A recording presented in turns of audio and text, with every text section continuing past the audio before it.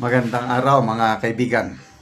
Ito, viral topic ngayon sa social media, yung bloodbath remarks ni BP Sara. Ang daming nagre-react talaga.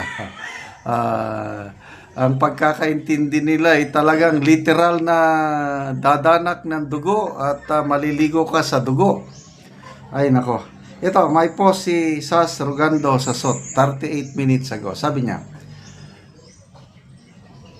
kasi unahan ko pala, itong Congressman Lawrence Defensor, Iloilo 3rd District Representative.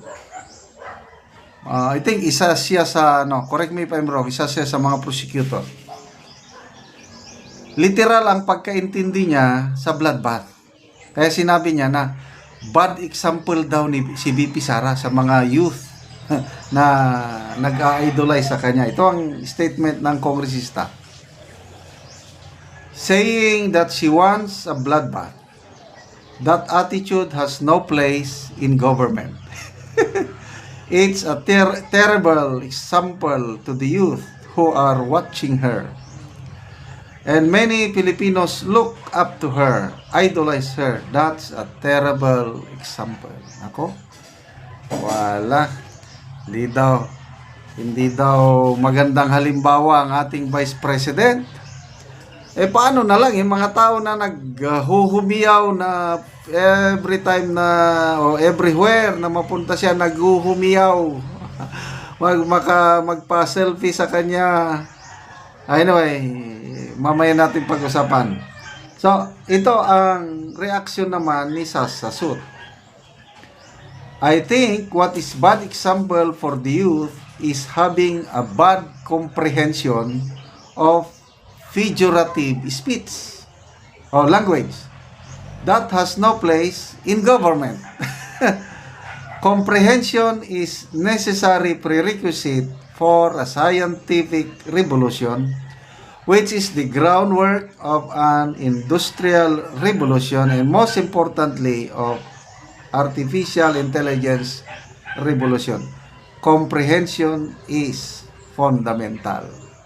So, may educational o learning crisis sa Pilipinas dahil ilang milyon yun, 18 million na mga high school students hindi nakakaunawa sa binabasa nila sa English. So, ano ito? Kongresista na natin, naunawaan ba niya ang bloodbath? It's just a metaphor, figure of speech. Ano ba yan? Idiomatic expressions. Maalala ko, nung high school ako, dami naming pinag-aralan ganyan. I don't know, nawawala na ngayon. Kaya natataranta na sila sa bloodbath. Magbasa tayo sa mga comments. Bloodbath. Grabe.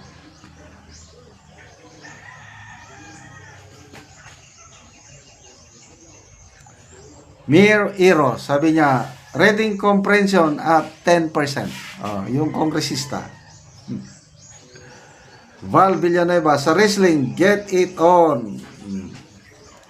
Donna Marie Suelo, took it literally when he can get it figuratively. Kaya madami sa atin ang illiterate until now.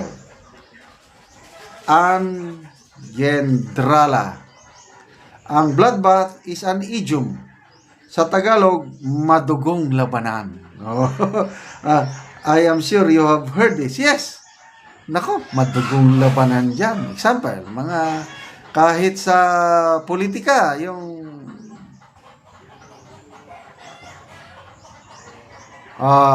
BP Sara versus Ramon Tulfo. O kaya BP Sara, Ramon, it's not Ramon, Rafi pala. BP Sara versus Rafi Tulfo, madugong labanan yan. O kaya BP Sara, Rafi Tulfo, who else? Leni Robredo,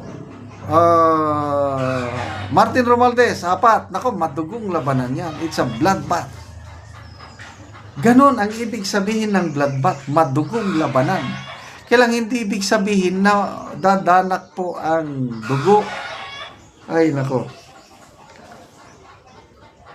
Emelda Bajamundi, wow, have you heard about figure of speech?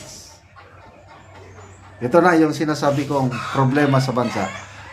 Pauline Baklig, according to 2022 International Student Assessment of 81 countries, released last December, the Philippines was ranked the 6th lowest in reading comprehension with no significant improvement in this area since it was first assessed in the 2018 PISA study. Kaya pala naisas. Maalala ko nung nag-apply ako ng trabaho, lalo na sa military, sa nung tawag namin doon, hospital, yung neuropsychiatric examination. Bibigyan kami ngayon ng reading comprehension na test. Paragraph yan. Medyo mahaba-habang paragraph. Limited ang time. Babasahin mo yan ngayon. Mamaya may mga question sa baba. To test yung naintindihan ko ba yung binasa ko. So kung mababa ang reading comprehension mo, hindi mo talaga masasagot yung mga tanong ng tama at mauubos yung oras. Kaya makarelate ako sa reading comprehension. Pwede mong mabasa, kaya lang hindi mo naintindihan yung binasa. Yun ang problema sa educational system natin ngayon. Me, sabi niya, I think this man don't read books. So sad.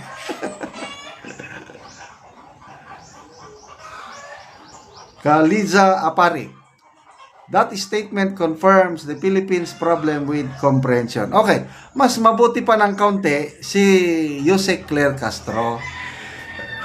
Dahil sabi niya, medyo may pagka-violente, but I hope, sabi niya, the Vice President is just using a figure of speech. Mas okay pa si Auntie Claire, figure of speech lang.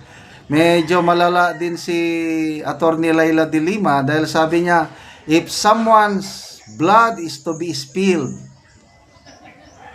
sigurado yung ini-impeach na opisyal ang dadanak ng dugo. Literal din ang pagkaintindi ni Attorney Laila de Lima yung bloodbath. Anyway, bahala na sila.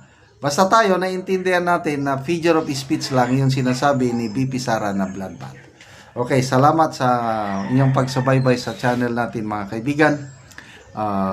Nakakatulong kayo ng malaki sa Tribong Talandig dahil ang sweldo natin sa channel na ito is tinutulong natin sa tribo. Namimigay tayo ngayon ng libreng yero at pako para ma-repair ang sira-sirang bahay ng Tribong Talandig. Panoorin nyo ang video na ito.